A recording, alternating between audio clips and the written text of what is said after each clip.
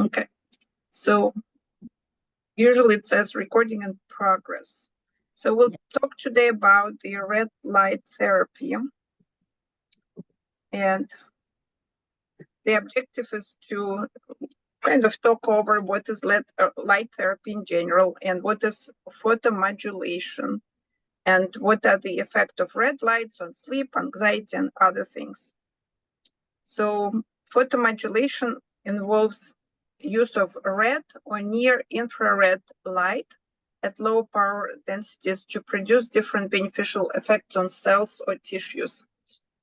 It is apparently used to reduce pain, inflammation, swelling. It's used to regenerate damaged tissue such as wounds, bones, and tendons.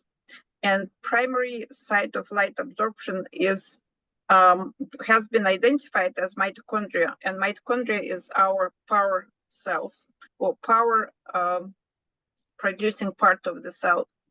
And there is more specifically cytochrome C oxidase chain of enzymes that help us to produce energy. It is hypothesized that inhibitory nitric oxide can be dissociated from this cytochrome C oxidase and restoring electron transport and increasing mitochondrial membrane potential. And there are potentially other mechanisms of action that includes ion channels. And the review that this came from, you can find with this DOI number listed here. So the photobiomodulation, you can see the blue light, red light, and near infrared light. And blue light is quite superficial. In general, we think of blue light as more antimicrobial. And if you think infra or ultra blue light, that's the one which is actually very strong antimicrobial light. And the blue light by itself as well is very important for creation or for modulation of melatonin.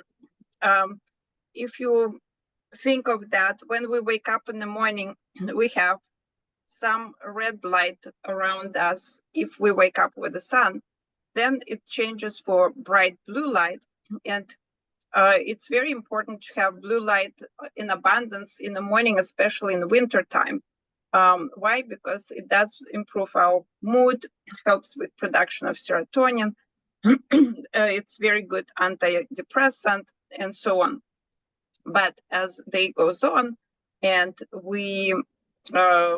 it winds down, we again see the red light, yellow light because of the sun going down, and red and near red lights become more prevalent.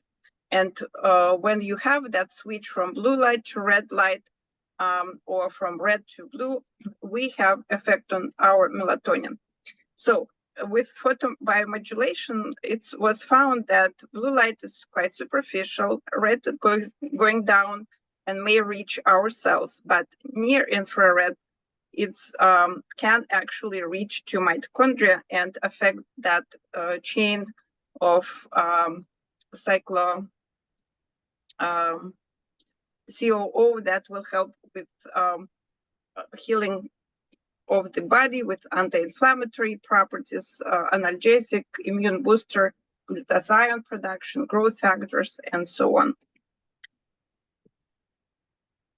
So talking about glutathione, in one of the older studies in 2007, red light therapy was used, and it's found to restore glutathione redox balance upon toxicologic insult.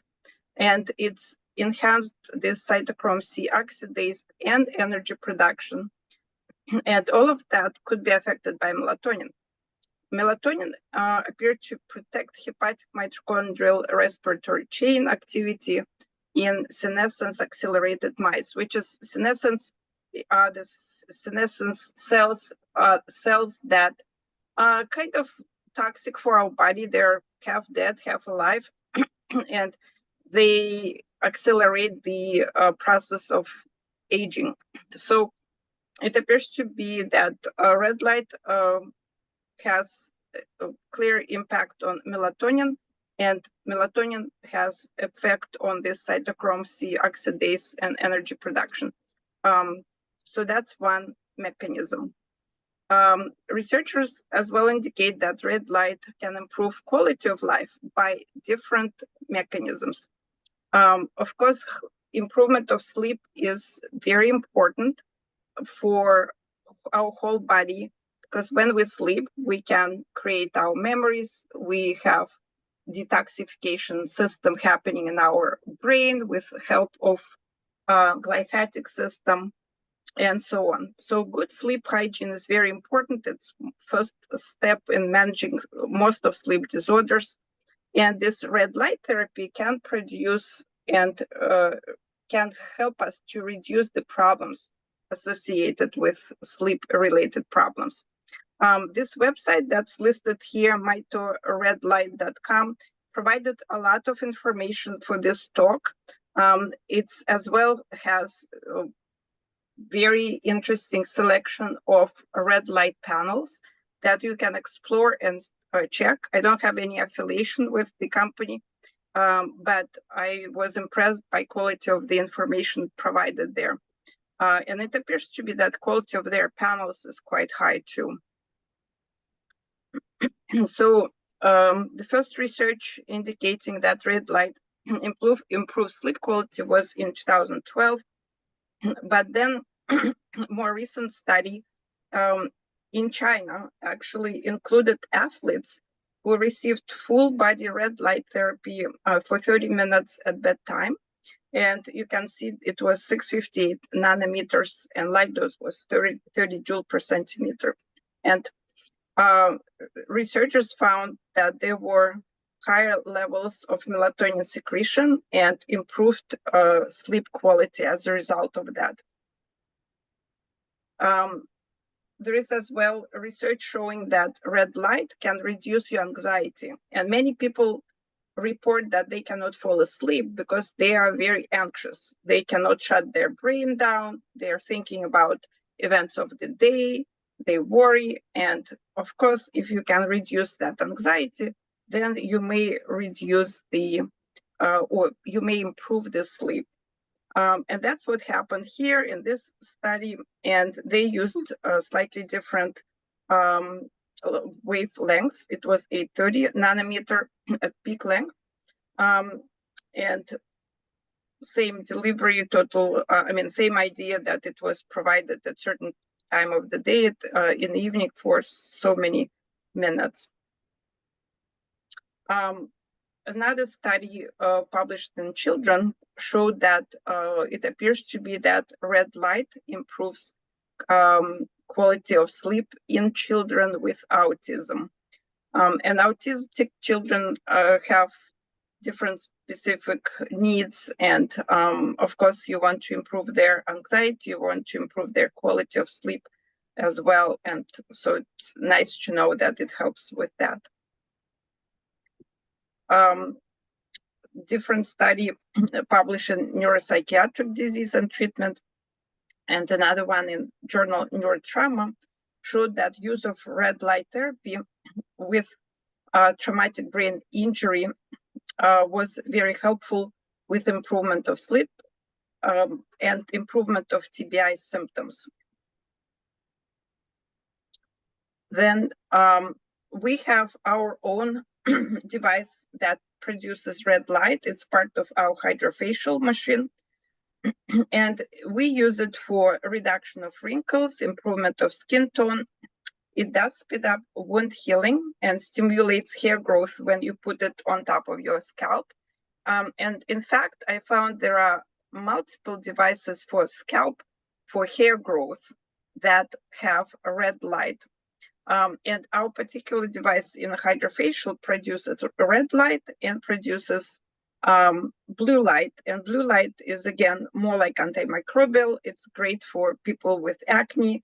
It helps to reduce acne treatment or acne appearance.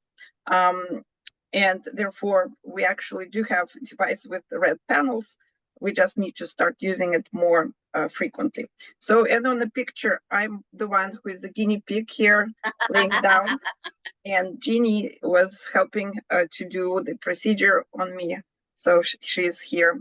She's our nurse practitioner who does a lot of aesthetic stuff. Plus, she's very interested in functional medicine. And so what's next? It appears to be that it's a great idea to use red light for 30 minutes at night. And potentially you can use it for 5 to 10 minutes in the morning, because you can simulate the sunrise, especially on days when you have to change your time of waking up and not be with nature. And for example, if you have to wake up earlier than sunrise in the middle of night when you are like wintertime, so that could be used as well. And of course, you want to research which panels to buy. You can buy one small lamp, you can buy a larger panel like what you saw around my head, or you can buy whole body panels that are available. And so it depends how much you want to invest. And you want to learn which frequency or wavelength your potential panel will be, because that is important for delivery of the effect. And conclusion, don't forget to drink water and get sun. You're basically a houseplant with complicated emotions.